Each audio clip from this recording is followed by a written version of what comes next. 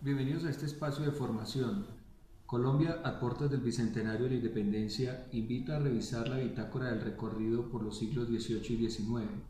en los que se gestó la configuración del Estado-Nación colombiano, que permite caracterizar los principales procesos económicos, sociales y políticos de un proyecto nacionalista que se expresó inicialmente en los movimientos anticolonialistas precursores de la emancipación americana de España y tuvo una gran importancia e influencia porque sus cabecillas defendieron los ideales jurídicos y políticos del derecho natural, que sustenta el poder soberano del pueblo. Viva el rey, abajo el mal gobierno. Las sublevaciones y revueltas fueron de criollos y mestizos en algunos casos, de indígenas en otros, pero las expresiones comunes de viva el rey y muera el mal gobierno, así como los hechos y la ausencia de planes o programas definidos contra el sistema colonial, demuestran que no existió propósito de independizarse de España. No fueron movimientos de independencia, aunque sí contribuyeron a la crisis del régimen colonial. Por el contrario, en lo sucesivo las comunidades indígenas de dichas regiones permanecieron fieles a la corona, salvo casos aislados, quizás por miedo, pero sobre todo por desconfianza hacia los criollos. Estos movimientos, sin embargo, desestabilizaron el sistema colonial,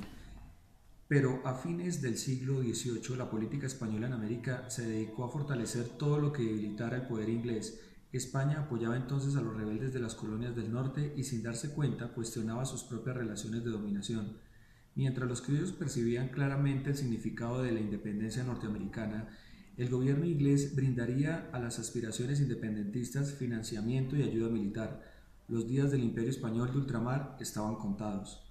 No se trata, por supuesto, de una historia de las formas que adquirió la nación colombiana, sino de las luchas sociales, las disputas ideológicas y algunos actores sociales que han sido invisibilizados, desaparecidos y ejecutados por la historia dominante, los líderes comunales, las mujeres, adolescentes y niños, pero que desempeñaron un papel fundamental en el proyecto independentista y en posteriores intentos de construcción de un Estado-nación moderno.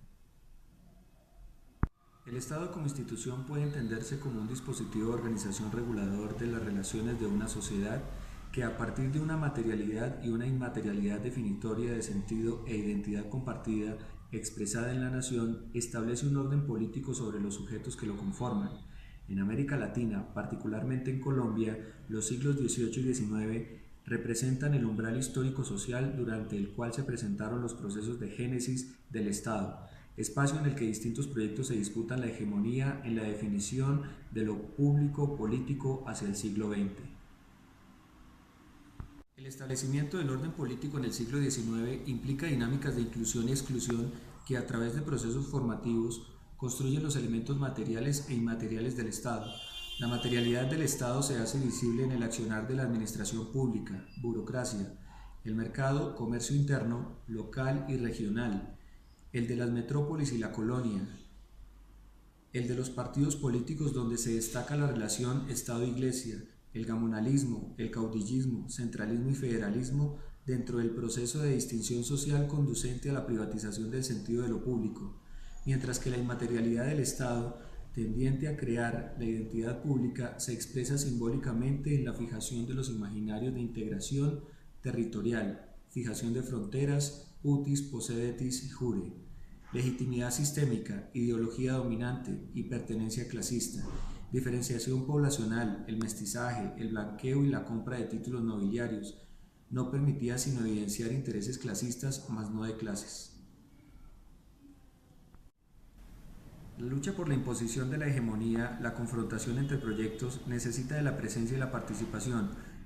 con la lógica de inclusión-exclusión de los sectores subalternos, pues esta no se da en el vacío, se trata de la imposición de un proyecto sobre un sector de clases concreto y definido, disputado por las élites sobre la clase misma. A finales del siglo XIX sucedían cosas tremendas en el mundo. Las colonias americanas de Inglaterra proclamaban su independencia y ganaban después de una lenta guerra de 10 años con la ayuda de Francia y de España, y se convertían en una inaudita república de ciudadanos libres y felices, con excepción, por supuesto, de los negros esclavos. En Inglaterra se asentaba la revolución industrial que iba a transformar el mundo y de pasada a sembrar las bases económicas del imperio británico. En Francia estallaba en 1789 una revolución burguesa, la revolución con mayúscula, y en la ingeniosa máquina de la guillotina les cortaban la cabeza a los aristócratas y a los reyes, en nombre de la libertad, la igualdad y la fraternidad. Y al amparo de esta revolución, al otro lado del océano, los negros esclavos de Haití lograban su libertad y les cortaban la cabeza a machete, a los dueños blancos de las plantaciones, y luego a las tropas francesas, y luego a los españoles del vecino Santo Domingo, y luego a los mulatos, y así sucesivamente. Era palpable un aire de independencia sin querer queriendo, con su arremetida de reconquista, régimen del terror y pacificación, por supuesto poniendo los mártires y un pueblo como carne de cañón. Hoy por hoy, en pleno siglo XXI, en Colombia los movimientos sociales, sus líderes son desaparecidos, acallados por las balas. El pueblo ensimismado en el letargo continuo de una guerra y acuerdos de paz fratricidas, por la influencia de los medios masivos de comunicación y redes sociales, sumido en una pesada carga tributaria e ínfimos salarios, en índices altos de desempleo y pobreza, enmarcados por el grave desfalco fiscal, despojo de tierras, resguardos baldíos, desplazamiento del campesinado, el gamonalismo, el caudillismo, con el apoyo de una élite sustentada en una historiografía con una intencionalidad a su servicio, donde los partidos pierden credibilidad o sus líderes son asesinados, donde el sector financiero y bancario los asfixia. La historia se repite, dice Marx, la primera vez en forma de tragedia y la segunda en forma de farsa. Mi patria en pleno siglo XXI, a puertas del bicentenario de la independencia, nos conducirá a pensar.